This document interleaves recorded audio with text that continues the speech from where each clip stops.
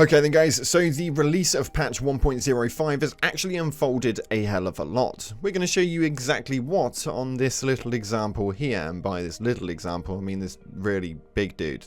Anywho, we're going to show you exactly what this new update has done for this right here. And that, my friends, was 10,000 damage. I'm going to take this dude out right now with another 10,000 damage. This is ridiculous. We're going to show you exactly what we're using on this right now, and we're going to go ahead and do it one final time just because it's genuinely that fun. This thing is a boss killer. It's mad.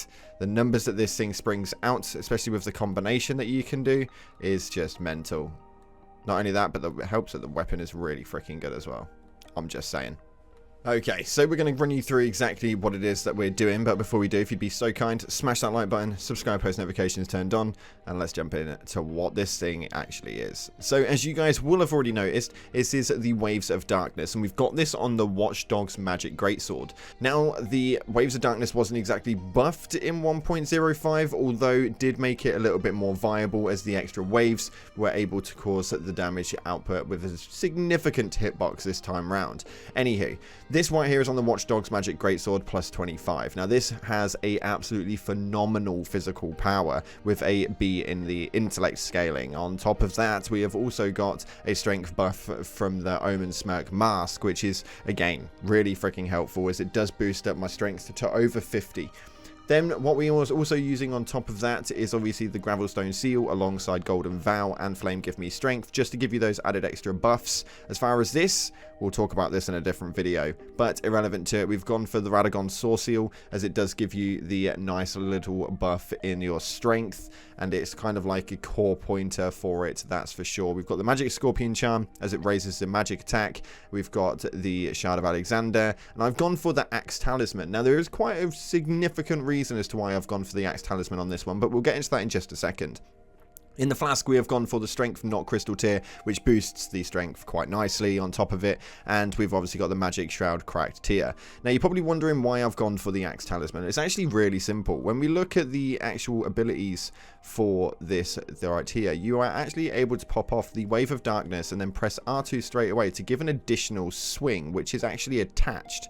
If you press B on a general basis, you will notice that this is a completely different moveset.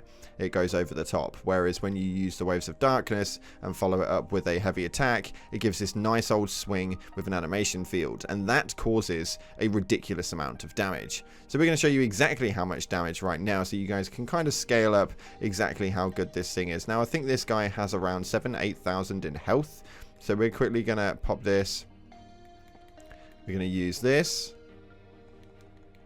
We're going to drink the flask, and then we're going to go in with the wave. So as you can see, the wave causes a lot on its own, and then we finish it off with a swipe, and that's all she wrote. Now these guys right here are just frustrating, don't even worry about those. Now this is something which is really, really interesting because actually the damage output that this thing now puts out is mental. And we obviously knew that this was good anyway, but this combination right here for bosses does seem to be probably one of the higher grade things right now. So you guys want to go ahead and abuse it, and we're about to show you exactly where you can get the Waves of Darkness if you haven't got it already. Now, to give you guys a little bit of insight as to where it is you're going to be heading, it is going to be just over here.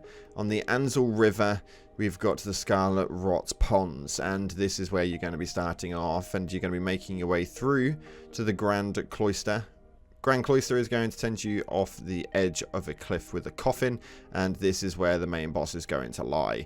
That is exactly where you will find this beautiful Ash of War, but if you want some more detail on it, the link will be down in the description for the full video that we uploaded quite a while back now in May. This is a very, very interesting Ash of War indeed, and probably one of my all-time favorites. It's going to be so much fun utilizing this build because, well, it's disgusting.